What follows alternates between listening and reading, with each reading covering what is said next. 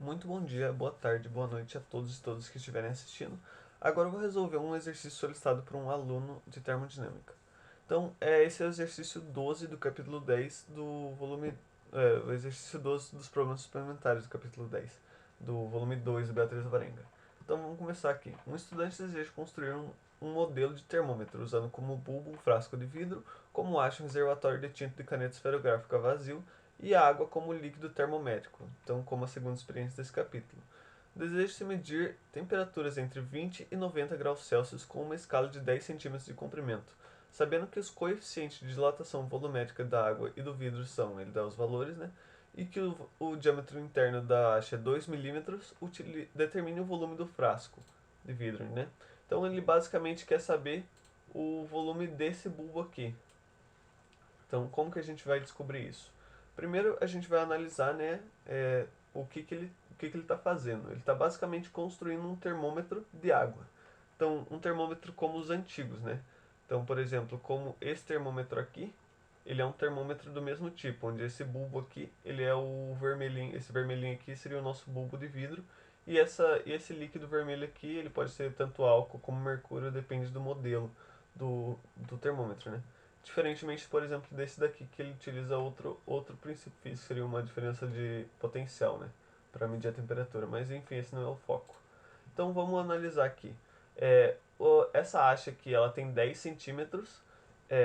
Como ele não dá o coeficiente de dilatação volumétrica dessa haste, a gente vai considerar que ele não dilata. E tem esse bulbo, né? Então a gente vai calcular aqui, vai analisar que a haste tem 10 centímetros, então já passamos para o SI, 10 elevado a menos 1 metros. O raio da haste, ela tem diâmetro sobre 2, né? O diâmetro é 2 milímetros, então ela é 1 milímetro, que é igual a 10 a menos 3 metros, certo? E a diferença de temperatura, 90 menos 20, podemos usar em graus Celsius porque é a diferença de temperatura, né? Não precisamos converter para Kelvin. Então vamos começar aqui a resolver o exercício. Então, basicamente, o que a gente vai fazer? A gente vai pegar é, o quanto a água vai subir, né? Porque para o termômetro funcionar, a água tem que dilatar mais do que o vidro. Então, quanto a água vai subir a mais do que o vidro vai dilatar. Então, isso daqui a gente vai chamar de volume aparente. E isso daqui vai ser igual a diferença do volume, né, da água menos a diferença do volume do frasco, que seria o do bulbo aqui. Então, vamos considerar aqui que o volume é a área da haste vezes a altura da haste, né? A gente vai considerar que estamos a 90 graus Celsius, então seria a altura máxima.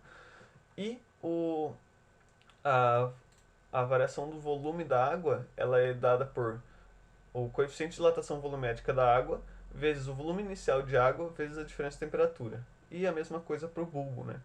Então, como esses dois volumes aqui vão ser iguais, porque a água vai estar preenchendo todo o bulbo, a gente pode colocar em evidência junto com a diferença de temperatura, que também vai ser igual, né? Vai ser 70 graus Celsius, porque ele vai de 20 para 90. Então a gente vai colocar os dois em evidência aqui, certo? O volume, vou chamar de V só, porque como V0 V é a mesma coisa, a gente não tem outro V, vou chamar só de V. E o volume vezes a diferença de temperatura, daí coloca em evidência. E aqui fica a área vezes a altura. Então, isolando o volume, a gente tem que o volume é igual a área vezes a altura divididos por a diferença de temperatura vezes a diferença dos coeficientes volumétricos, né?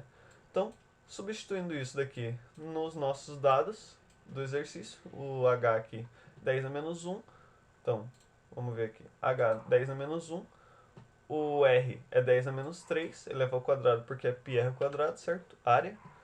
A diferença de temperatura é 70, a diferença dos coeficientes.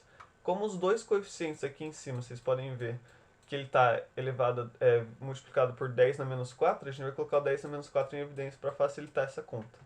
Então vai ficar 2,1 menos 0,3 vezes 10 na menos 4.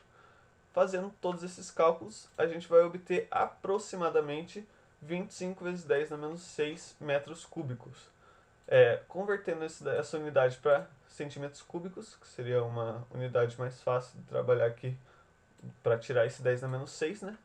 a gente vai ter 25 centímetros cúbicos. Então, é basicamente isso. Muito obrigado pela atenção de todos.